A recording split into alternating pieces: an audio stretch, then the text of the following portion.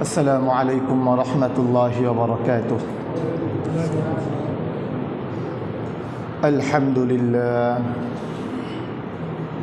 لله وكفى وسلام على عباده الذين اصطفى. أما بعد فأعوذ بالله من الشيطان الرجيم. بسم الله الرحمن الرحيم.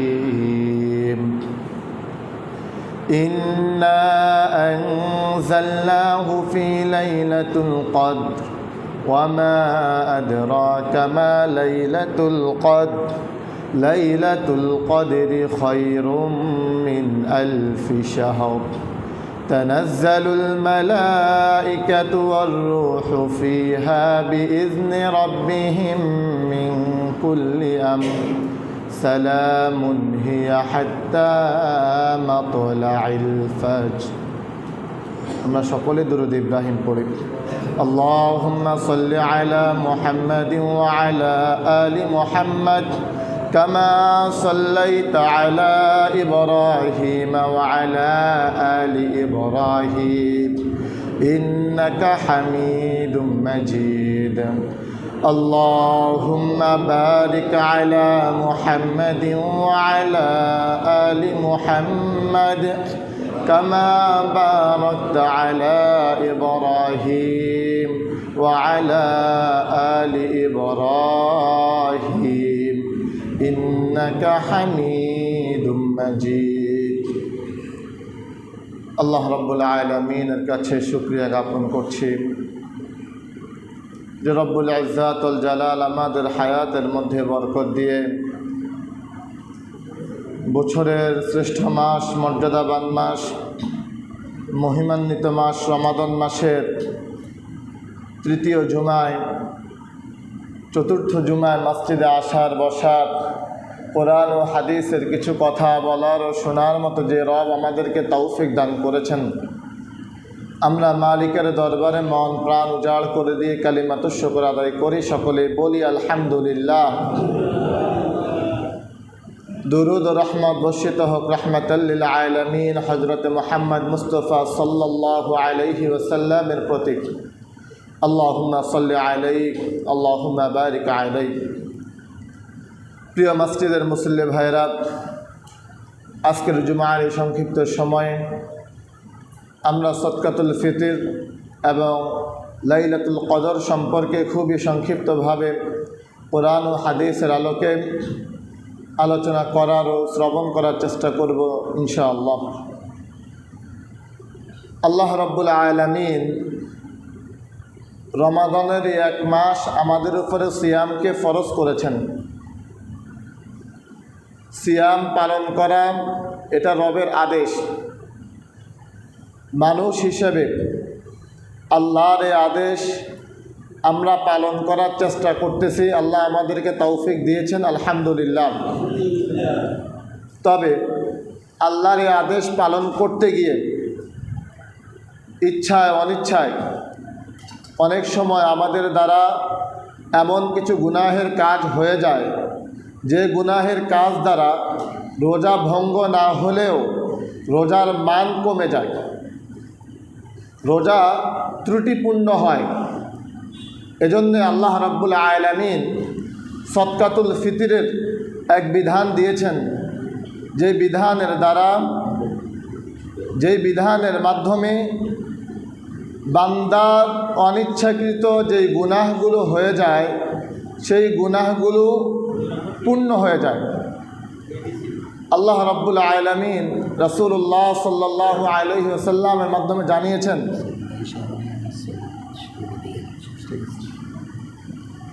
রাসূলুল্লাহ সাল্লাল্লাহু আলাইহি ওয়াসাল্লামের মাধ্যমে জানিয়েছেন যে আল্লাহ রাসূল সাল্লাল্লাহু আলাইহি ওয়াসাল্লাম বলেন, ফারাদা রাসূলুল্লাহ সাল্লাল্লাহু আলাইহি ওয়াসাল্লাম যাকাতুল ফিতর। রাসূল সাল্লাল্লাহু আলাইহি ওয়াসাল্লাম সদকাতুল ফিতরকে ওয়াজিব করেছেন। আল্লাহ রাসূল সাল্লাল্লাহু আলাইহি ওয়াসাল্লাম বলেন, এই সদকাতুল ফিতর কেন ওয়াজিব, এর হিকমত কি? হিকমত হলো যাতে করে সিয়াম পালনকারীরা সিয়াম রাখা অবস্থায় মিনাল লাগউই ওয়াল রফাসি, তাদের দ্বারা অনর্থক এবং যে সকল গুনাহের কাজ হয়েছে ওই গুনাহের কাজগুলো মুছে যায়, ওই গুনাহের কাজগুলো পূর্ণাঙ্গতা পেয়ে যায়, গুনাহের কাজ মুছে রোজা যাতে করে পরিপূর্ণ হয়। এজন্য আল্লাহ রাব্বুল আলামিন রাসূলের মাধ্যমে আমাদের রোজাকে পূর্ণ করার জন্যে সদকাতুল ফিতরের এই বিধান দিয়েছেন। 2 নম্বর আরেকটি কারণ সদকাতুল ফিতরের, দয়ার নবী মায়ার নবী মুহাম্মদুর রাসূলুল্লাহ সাল্লাল্লাহু আলাইহি ওয়াসাল্লাম তিনি বলেন, সদকাতুল ফিতর তোমরা এই জন্য দিবে ওয়াতু'মাতুল লিল মাসাকিন, যাতে করে গরিব অসহায় মিসকিন যারা আছে তারাও ঈদের আনন্দটা ভালোভাবে ভাগ করে নিতে পারে, উপভোগ করতে পারে, তারাও যাতে করে ঈদের খুশিতে তারাও খুশি হতে পারে। এজন্যে সদকাতুল ফিতর। তার মানে সদকাতুল ফিতরের 2টা উদ্দেশ্য। 1 নম্বর হলো আমার আপনার রোজায় যে সকল গুনাহ হয়েছে ওই গুনাহগুলো যাতে করে এই সদকাতুল ফিতরের দ্বারা মাফ হয়ে যায়। 2 নম্বর উদ্দেশ্য হলো এই সদকাতুল ফিতর দ্বারা যাতে করে গরিব অসহায় মিসকিন যারা আছে তারাও ঈদের আনন্দটা ভালোভাবে উপভোগ করতে পারে। এখন সদকাতুল ফিতর কার উপরে ওয়াজিব? কে দিবে সদকাতুল ফিতর? রাসূলুল্লাহ সাল্লাল্লাহু আলাইহি ওয়াসাল্লাম বলেন, কুল্লু নাফস, যারই নাফস আছে সেই দিতে হবে, মিনাল মুসলিমিন, মুসলমানদের মধ্য থেকে। মুসলিম এবং নিসাব পরিমাণ সম্পদের মালিক যদি হয় তাহলে তাকে সদকাতুল ফিতর দিতে হবে। ঈদের দিন সূর্য উদয়ের আগেই যদি কারো কাছে নিসাব পরিমাণ সম্পদ হয়ে যায় তাহলে তাকে সদকাতুল ফিতর দিতে হবে। এরপর আল্লাহ রাসূল সাল্লাল্লাহু আলাইহি ওয়াসাল্লাম বলেন, হুররিন আও আবিদিন আও রাজুলিন আও ইমরাতিন সগীরিন আও কাবীরিন, হোক স্বাধীন, হোক গোলাম, হোক পুরুষ, হোক নারী, হোক ছোট হোক বড়, মুসলিম হলেই তাকে সদকাতুল ফিতর দিতে হবে। এখন মনে করেন শিশু সন্তান, ওর সদকাতুল ফিতর ও দিবে কিভাবে? ওর সদকাতুল ফিতর ওর বাবা আদায় করে দিবে। মেয়েদের সদকাতুল ফিতর ওর বাবা আদায় করে দিবে। এবং কৃতদাস যে গোলাম, ও তো সদকাতুল ফিতর পাওয়ার কথা, ও কেন দিবে? ও দিবে কিভাবে? ও যে মালিকের কাছে থাকে ওর মালিক ওর সদকাতুল ফিতরটা আদায় করে দিবে। যে মালিকের আন্ডারেও আছে, যে মালিকের কৃতদাস, যে মালিকের চাকর, ওই মালিক তার সদকাতুল ফিতর আদায় করে দিবে। প্রিয় ভাই, এজন্যে সদকাতুল ফিতর ঘরের কর্তা যিনি, তিনি তার অধীনস্থদের সদকাতুল ফিতর আদায় করতে হবে। আর আপনার সন্তান যদি সে নিজে স্বাবলম্বী হয় তাহলে তার সদকাতুল ফিতর তাকেই দেওয়া উত্তম। তবে আপনি বাবা হিসেবে দিয়ে দিলে আদায় হয়ে যাবে। যদি সে নিসাব পরিমাণ সম্পদের মালিক হয় তাহলে তার সদকাতুল ফিতর সেই দেওয়া উচিত। এরপরে আসুন সদকাতুল ফিতর কি দিয়ে দিব। আবু সাঈদ খুদরি রাদিয়াল্লাহু তাআলা আনহু তিনি বলেন, আমরা রাসূলুল্লাহ সাল্লাল্লাহু আলাইহি ওয়াসাল্লামের জামানায় সদকাতুল ফিতর দিতাম খাদ্য দ্বারা, সদকাতুল ফিতর দিতাম খেজুর দ্বারা, সদকাতুল ফিতর দিতাম কিসমিস দ্বারা, সদকাতুল ফিতর দিতাম জব দ্বারা। যখন মুআবিয়া রাদিয়াল্লাহু তাআলা আনহুর জামানা আসলো তখন সদকাতুল ফিতর দেওয়া হতো গম দ্বারা। তার মানে ওভারঅল দেখা যায় যে সদকাতুল ফিতর দিতে হয় খাদ্য দ্বারা। এখন বুঝার বিষয় এখানে আমাদের কিছু ভাইরা বলেন যে না, যেহেতু সদকাতুল ফিতর খাদ্য দ্বারাই দিতে হয়, এটাকে খাদ্য দ্বারাই দিতে হবে, টাকা দিয়ে হবে না। এগুলো নিয়ে তৎকালীন সময়ে এগুলোর সমাধান হয়ে গেছে, সমাধান আছে যে সদকাতুল ফিতর দেওয়া হয় কেন? গরিব অসহায় মানুষদের সহযোগিতার জন্যে, যাতে করে তারা ঈদের আনন্দটা ভাগাভাগি করে দিতে পারে, ঈদের খুশিতে খুশি হতে পারে। এখন সবাই যদি তারে খাদ্যই দেয় তাহলে সে খাদ্য নিয়ে ঘর ভর্তি হবে তার, কিন্তু ঈদের জন্য সে জামা কাপড় কিনা, তার আরও কিছু প্রয়োজনীয় জিনিসপত্র কিনা, ওটার জন্য এবার দেখা যাবে সে খাদ্যগুলো বিক্রি করা লাগবে। তো এই খাদ্যগুলো যদি সে বিক্রি করতে যায় তাহলে এগুলোর যে মূল্য, ওই মূল্যের সাথে সে কম পাবে। এজন্যে সদকাতুল ফিতর ওই সমপরিমাণ খাদ্যের মূল্য দিয়ে যদি আদায় করা হয় তাহলে সদকাতুল ফিতর আদায় হয়ে যাবে। এজন্যে মূল্য নির্ধারণ করা হয়েছে সর্বনিম্ন 115 বা 120। এখন যে ব্যক্তি টিনের ঘরে থাকে ওই ব্যক্তিও যদি 120 টাকা দেয়, আর যে ব্যক্তি 5 তলা বিল্ডিংয়ের মালিক এই ব্যক্তি যদি 120 টাকা দেয়, তাহলে কেটা হলো প্রিয় ভাই? এজন্যে সর্বনিম্নটা ধরা হয়েছে কার জন্যে?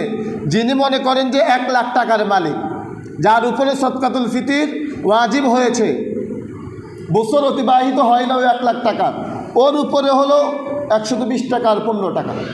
কিন্তু ভাই আপনি লাখ লাখ টাকার মালিক, কোটি কোটি টাকার মালিক, আপনি যদি 115 টাকার 20 টাকা হিসেব করেন, ওটা কি হয়?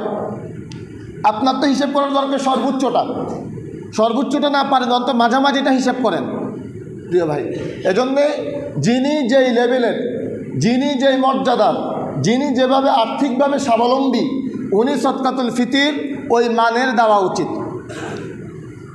এরপরে আসেন সদকাতুল ফিতির কখন দিব। রাসূলুল্লাহ সাল্লাল্লাহু আলাইহি ওয়াসাল্লাম বলেন, মান আদ্দাহা ক্বাবলা আস-সালাতি ফাহিয়া যাকাতুন মাকবুলাতুন ওয়া মান আদ্দাহা বা'দা আস-সালাতি ফাহিয়া সাদাকাতুন মিনাস সাদাকাত। যে ব্যক্তি ঈদের নামাজের আগে সদকাতুল ফিতির আদায় করল, ওই ব্যক্তির সদকাতুল ফিতির আদায় হলো। কিন্তু যে ব্যক্তি ঈদের নামাজের পরে সদকাতুল ফিতির আদায় করলো, ওটা সদকাতুল ফিতির আদায় হয় নাই, বাকি স্বাভাবিক দান হিসেবে গণ্য হবে। এজন্যে সদকাতুল ফিতির যে উদ্দেশ্যে দেওয়া, 2টা উদ্দেশ্য বলেছিলাম। 1, আমাদের ত্রুটিপূর্ণ রোজাগুলোকে পরিপূর্ণ করার জন্যে। 2, গরিব অসহায় মিসকিন মানুষদের সহযোগিতার জন্যে। এই উদ্দেশ্য হাসিল হওয়ার জন্যে সদকাতুল ফিতির দিতে হবে। ঈদের নামাজের আগে না পরে ভাই? আগে। যদি ঈদের নামাজের আগে সদকাতুল ফিতির দেওয়া হয়, তাহলে ওটা সদকাতুল ফিতির হিসাবে গণ্য হবে। আর এটা যদি ঈদের নামাজের পর হয়ে যায়, তাহলে এটা সাধারণ সদকা হিসাবে গণ্য হবে, সদকাতুল ফিতির হিসাবে গণ্য হবে না। এজন্য চেষ্টা করা যে সদকাতুল ফিতির ঈদের নামাজের আগেই পরিশোধ করে দেওয়া। এরপরে আসেন যে সদকাতুল ফিতির কাকে দিব, এদিকে মনোযোগ দেন ভাই। সদকাতুল ফিতির কাকে দিব? 2টা মত। 1, যাদেরকে যাকাত দেওয়া যায় তাদেরকে সদকাতুল ফিতিরও দেওয়া যায়। 2, সদকাতুল ফিতির দিতে হয় গরিব ও মিসকিন মানুষকে। এখন যাকাতের খাত 8টা, সদকাতুল ফিতরও 8টা খাতও দেওয়া যায়। 2 নাম্বার, গরিব এবং মিসকিন যারা আছে তাদেরকেও সদকাতুল ফিতর দেওয়া যায়।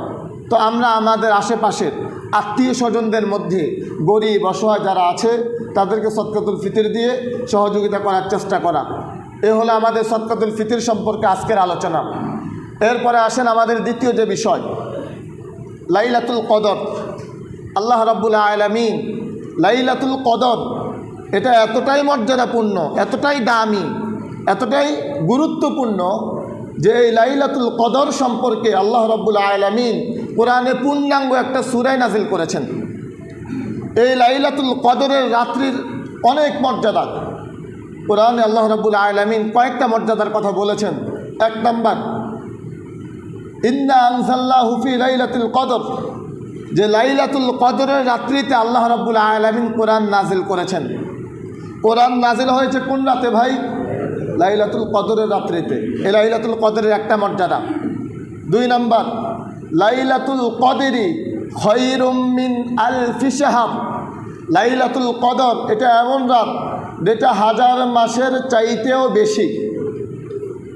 দেখেন আল্লাহ রাব্বুল আলামিন এটা বলেন নাই যে লাইলাতুল কদরটা 1000 মাসের মতো দামি। আল্লাহ বলেছেন লাইলাতুল কদরটা 1000 মাসের চাইতেও বেশি। যদি মনে করেন কোনো অসহায় মানুষ বা এই স্বল্প আয়ের মানুষ কোনো রিক্সাওয়ালারে বলে যে ভাই আমার ওই জায়গায় নিয়ে যাও, বা কোনো তার কর্মজীবী তার ঘরের কাজ যারা করে তারে বলল যে এই কাজটা যদি তুমি করো তাহলে আমি তোমাকে একটু বাড়িয়ে দিব, তোমাকে কিছু টাকা দিব। এবার এই স্বল্প আয়ের মানুষ ইনি যদি 10 টাকা দেন, ওই কর্মচারী খুশি হয়ে যায়। কিন্তু এলাকার মেম্বার এই লোকটারে বলছে যে তুমি যদি এই কাজটা করো তাহলে আমি তোমারে কিছু সহযোগিতা করব। তার মালিক যখন 10 টাকা দিল সে খুশি, এবার এলাকার মেম্বার বা এমপি যদি তারা 10 টাকা দেয়, তো সে বলে যে তা আপনি যদি 10 টাকা দেয় এটাকে হয়নি, আপনি লাখ লাখ টাকার মালিক, আপনি তো অন্তত 100 টাকা দেওয়া দরকার, আপনি তো 500 টাকা দেওয়া দরকার। যিনি যত বড় ওনার বলা বেশিটা তত বড় হতে হয়। আল্লাহ রব্বুল আলামিন তিনি উভয় জাহানের মালিক, তিনি সবচাইতে বড়, তিনি সবার উপরে। তিনি যখন বলেন যে লাইলাতুল কদরের রাতটা 1000 মাসের চাইতেও বেশি, এটা কত বেশি এটা তিনি ছাড়া আর কেউ জানেন না। প্রিয় ভাই, এজন্য এই লাইলাতুল কদরের রাতে আলেমরা সর্বনিম্নটা বলেন যে কেউ যদি এই রাত্রিতে ইবাদত করে আর তার এই ইবাদতটা যদি কবুল হয়ে যায়, তাহলে সর্বনিম্ন তার আমলনামায় 83 বছর 4 মাস ইবাদত করলে যে সওয়াব হতো, ওই সওয়াব তার আমলনামায় দিয়ে দেওয়া হয়। এটা সর্বনিম্নটা। সর্বোচ্চটা কত এটা তো মালিক ভালো জানেন। প্রিয় ভাই, তো লাইলাতুল কদর এটা এমন রাত যেটা 1000 মাসের চাইতেও বেশি দামি। লাইলাতুল কদর এটা এমন রাত যেটা মুবারকপূর্ণ রাত। লাইলাতুল কদর এটা এমন রাত যেটা ভাগ্য বন্টনের রাত। এই রাতে ভাগ্য বন্টন হয়। লাইলাতুল কদর এটা এমন রাত যেই রাতে আল্লাহ রাব্বুল আলামিনের অসংখ্য ফেরেশতারা দুনিয়ায় আসেন। তানাজ্জালুল মালাইকাতু ওয়ার রূহ, দেখেন অসংখ্য ফেরেশতা আসে। জিবরাইল আমিন আলাইহিস সালাতু ওয়াস সালাম তিনি এই দুনিয়াতে আসতেন আল্লাহ রাব্বুল আলামিনের বার্তা নিয়ে এই দুনিয়ায় নবী রাসূলদের কাছে ওই বার্তা পৌঁছানোর জন্য। জিবরাইল আমিন এই উদ্দেশ্য ছাড়া দুনিয়ায় আসতেন না। কিন্তু লাইলাতুল কদর এটা এমন রাত, এটা এতটাই মর্যাদাবান রাত, এতটাই ফজিলতপূর্ণ রাত, জিবরাইল আমিন দুনিয়ায় আসার কথা না, নবী রাসূল দুনিয়ায় আসবেন না, কিন্তু এই রাত্রিতে জিবরাইল আমিন দুনিয়ায় আসেন।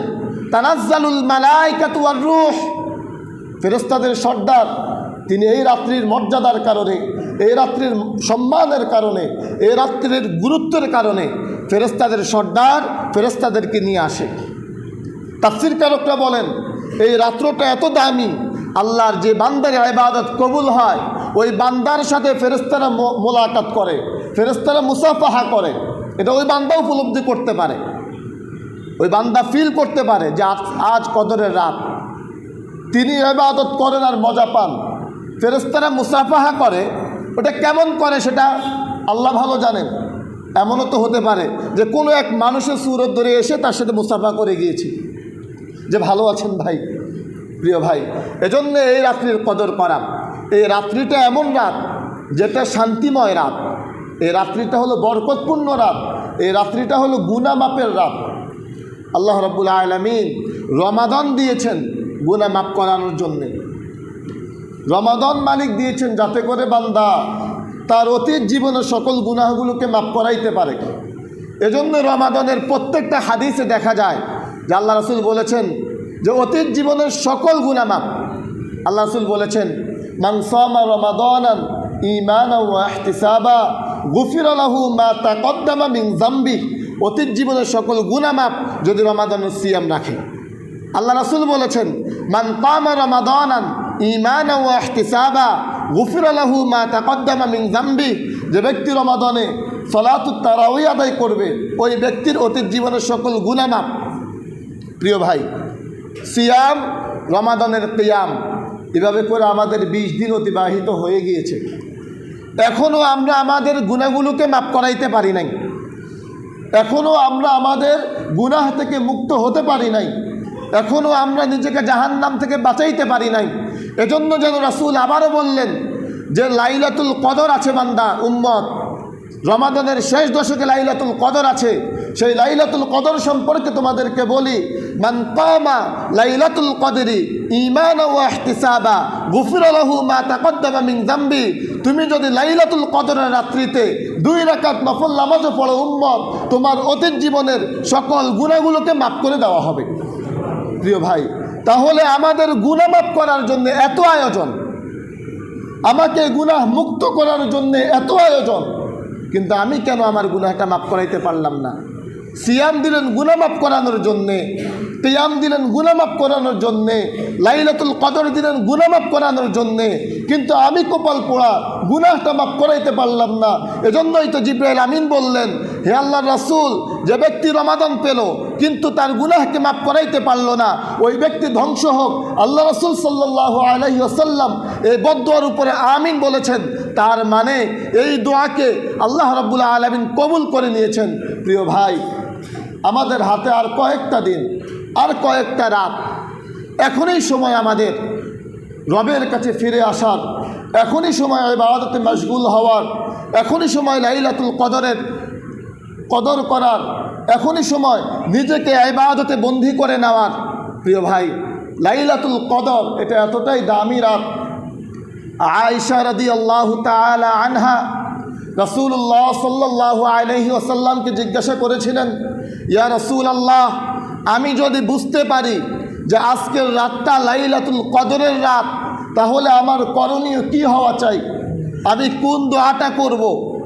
দেখেন, যারা সরাসরি রাসূলের সাক্ষাৎ পেয়েছেন, যারা জান্নাতের সুসংবাদ প্রাপ্ত উম্মাহাতুল মুমিনিন, তারা রাসূলকে জিজ্ঞাসা করতেছেন যে লাইলাতুল কদরের রাত্রিতে কোন দোয়াটা পড়ব।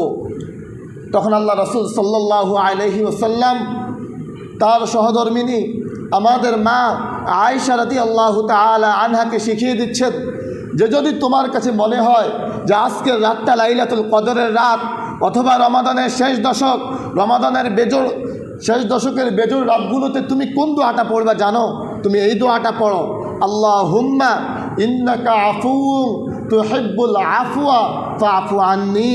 বলেন ভাই, আল্লাহুম্মা ইন্নাকা আফুউন তুহিব্বুল আফওয়া ফাআফু আন্নি।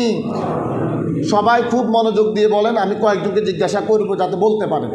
আল্লাহুম্মা ইন্নাকা আফুউন তুহিব্বুল আফওয়া ফাআফু আন্নি।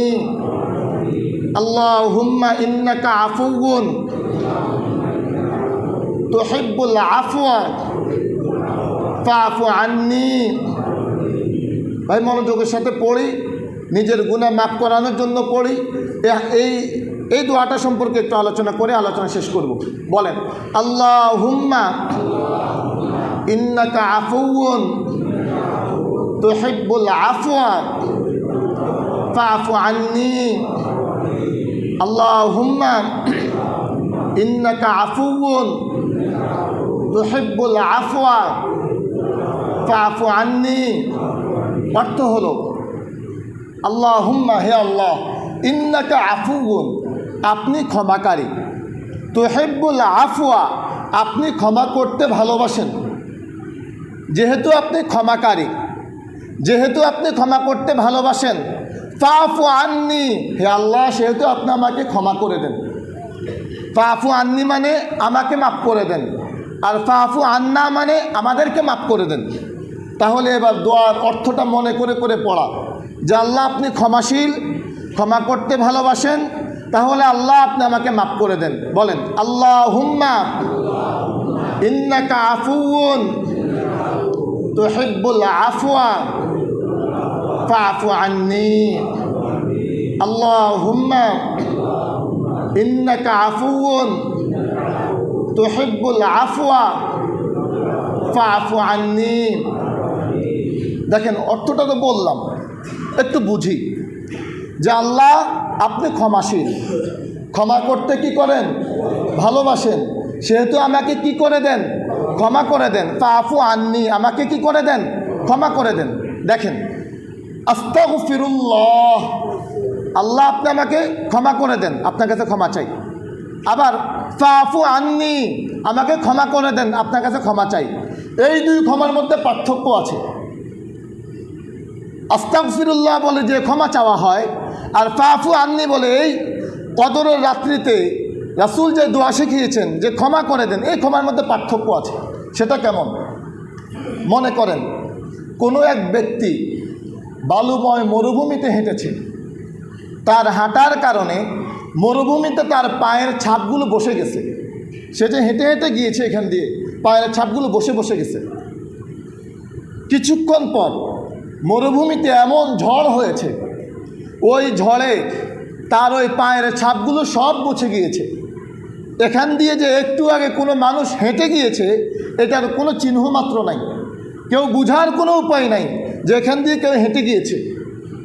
রাসূল যে দোয়াটা শিখিয়েছেন এই ফাফু আন্নি দ্বারা, যে আল্লাহ আমাকে এমনভাবে ক্ষমা করে দেন যে আমি যে জীবনে গুনাহ করেছি ওই গুনাহের কোনো চিহ্ন যাতে না থাকে। বুঝাতে পেরেছি ভাই? এই দোয়ার এখানে আল্লাহর কাছে যেভাবে ক্ষমাটা চাওয়া হলো, এই ক্ষমা চাওয়াটা হলো এমন ক্ষমা যে আল্লাহ আমার জীবনে যত গুনাহ হয়েছে সকল গুনাহকে এমনিভাবে মুছে দেন যে আমি যে জীবনে গুনাহ করেছি এই গুনার যাতে কোনো প্রমাণ না থাকে।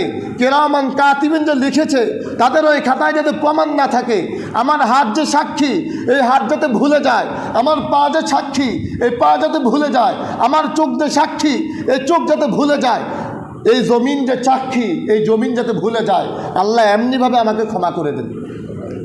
তাহলে দিলের ওই হালত তৈরি করা, আল্লাহ আপনি আমার জীবনের গুনাহগুলোকে এভাবেই ক্ষমা করে দেন। আজকের জুমা এটা জানলাম, এটা শিখলাম। মালিক এখন আপনার কাছে কায়মনে বাক্যে আল্লাহ আপনার কাছে ক্ষমা চাওয়ার আশায় এখন দোয়া পড়তেছি, মাওলা আপনি আমাকে সহ আমার এই মুসল্লি ভাইদেরকে ক্ষমা করে দিয়েন। আল্লাহুম্মা ইন্নাকা আফুউন তুহিব্বুল আফওয়া ফাআফু আন্নি। নিজের জীবনের গুনাহগুলোকে মনে করা আর আল্লাহর কাছে কায়মনে বাক্যে বলা, আল্লাহুম্মা ইন্নাকা আফুউন তুহিব্বুল আফওয়া ফাআফু আন্নি। আল্লাহুম্মা ইন্নাকা আফুউন তুহিব্বুল আফওয়া ফাআফু আন্নি। এবার এই সবে কদর কখন? আল্লাহ রাসূল সাল্লাল্লাহু আলাইহি ওয়াসাল্লাম আয়েশা রাদিয়াল্লাহু তাআলা আনহাকে বলেন, সবে কদর হলো রমাদানের শেষ দশকে। সবে কদর কখন ভাই? রমাদানের শেষ দশকে। তো যেন রমাদানের শেষ দশক আমাদের জন্য কষ্টদায়ক হয়ে যাবে, এজন্য রাসূল আরও সহজ করে দিচ্ছেন যে সবে কদর হলো রমাদানের শেষ দশকের বেজোড় রাতগুলোতে। প্রথম কথা, রমাদানের শেষ দশক তার মানে দশরাত। এখন যখন বললেন যে রমাদানের শেষ দশকের বেজোড় রাত, দিন কমছে না বাড়ছে ভাই? কমছে। এখন আর কয়টা মাত্র? পাঁচটা। পাঁচটা কোনটা কোনটা? 21, 23, 27, 29। এই বেজোড়ের মধ্যে একটা তো নির্দিষ্ট। আল্লাহ রাব্বুল আলামিন ওই একটাকে ভুলিয়ে দিলেন কেন রাসূলকে? এটা আমাদের জন্য সহজ করার জন্য ভুলিয়ে দিয়েছেন। কেননা এই রাতটা তো সবচাইতে মর্যাদাবান রাত। এই রাত হাজার মাসের চাইতে শ্রেষ্ঠ রাত। এই রাতে জিবরাইল আমিন সহ সকল ফেরেশতারা আসে। এত মর্যাদাবান রাত আমরা এতটাই গাফেল, আমরা এতটাই নিমক হারাম, আমরা এতটাই জালেম, আমরা এতটাই অকৃতজ্ঞ। যদি আমাদেরকে নির্দিষ্ট করে দেওয়া হতো এটা হলো শবে কদরের রাত, ওই রাতেও যদি আমরা গাফেল থাকতাম তাহলে আমরা আরও বেশি লাঞ্ছিত আর বঞ্চিত হয়ে যেতাম। এজন্য আল্লাহ রাব্বুল আলামিন এই রাতের নির্দিষ্টতাকে উঠিয়ে দিয়েছেন যাতে করে বান্দারা অধিক হারে নাফরমান না হয়ে যায়। আমাদের জন্য সহজ করেছেন এই 5টা রাত, অথচ আমরা কদর করি না। কতটা অকৃতজ্ঞ আমরা হলে এই 5টা রাতের কদর আমাদের হয় না।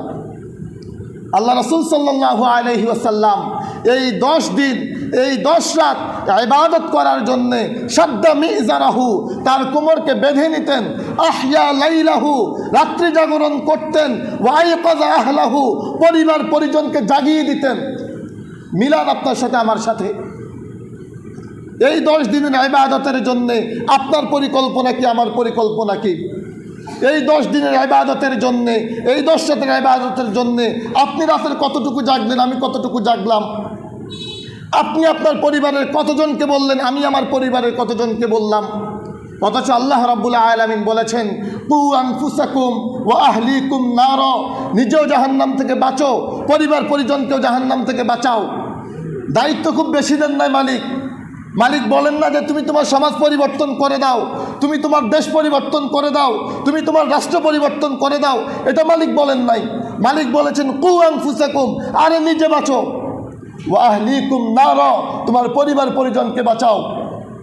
মুহাম্মাদুর রাসূলুল্লাহ সাল্লাল্লাহু আলাইহি ওয়াসাল্লাম জান্নাতি সর্দারদের রমণী ফাতেমা রাদিয়াল্লাহু তাআলা আনহা, তার মেয়ে তার দরজায় কড়া নাড়তেন আর বলতেন, ইয়া ফাতেমা, হে আমার মেয়ে ফাতেমা, ইনকিযি নাফসাকি মিনান নার, নিজেকে জাহান্নামের আগুন থেকে বাঁচাও।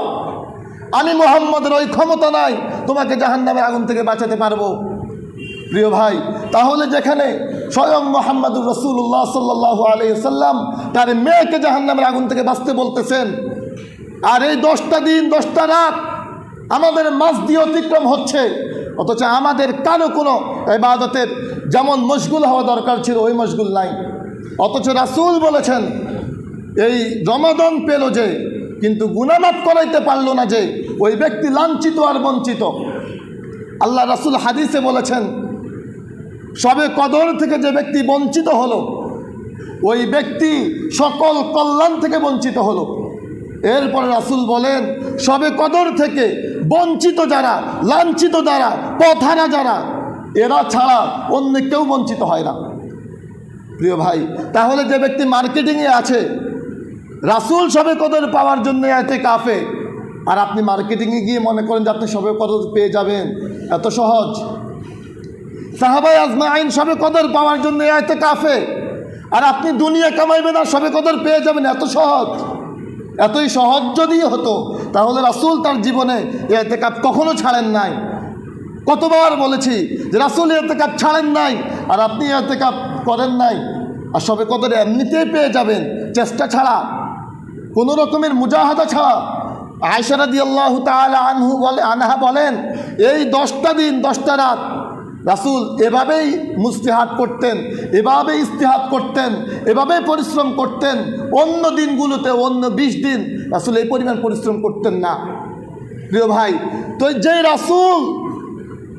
যেই রাসূলের জীবনে কোনো গুনাহ নাই, যার নামের সাথে এটা যায় না, তিনি যদি এই পরিমাণ পরিশ্রম করেন, আমার আপনার কি পরিমাণ পরিশ্রমটা এই রমাদানে করা দরকার ছিল? কি করলাম এই রমাদান? আমার আপনার জীবনে কত রমাদান আসলো আর গেল, কিন্তু রমাদান আমাকে কেন পরিবর্তন করাইতে পারলো না? অথচ আমি বলি আমি মুসলিম, আমি বলি আমি মুমিন, কিন্তু আমাকে আমার রমাদান পরিবর্তন করাইতে পারে না, আমাকে আমার রমাদান গুনাহ মাফ করাইতে পারে না। কিভাবে বলি যে আমি মুমিন?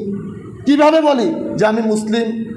প্রিয় ভাই, এজন্য রমাদানের এই কয়েকটা দিন আল্লাহ রাব্বুল আলামিন আমাদেরকে গুনাহ মাফ করার জন্য প্রস্তুত হয়ে আছেন। মালিক হাত বাড়িয়ে দেন যে বান্দা আমার কাছে মাপ চাও, আমি মাপ করার জন্য প্রস্তুত। প্রিয় ভাই, এজন্যে এই যে কয়েকটা দিন আর বাকি আছে, এই কয়েকটা দিন আমি তো এটা অনুরোধ করি, যদি আমার ক্ষমতা থাকতো আমি জোর করতাম যে কোনো মার্কেটিং নাই। কিসের মার্কেটিং? কিসের নতুন জামা? এই দুনিয়া আমার ক্ষণস্থায়ী দুনিয়া, আমি আমার ওই পরকালের দুনিয়াকে সাজাতে এই দুনিয়াতে এসেছি।